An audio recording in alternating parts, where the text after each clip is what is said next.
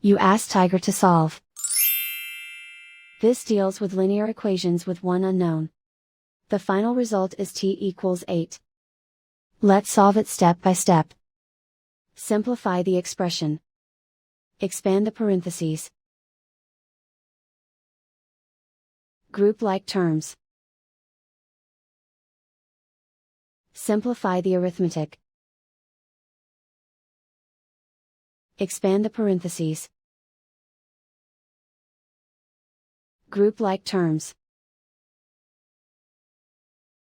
Simplify the arithmetic. Group all constants on the right side of the equation. Add 16 to both sides. Simplify the arithmetic.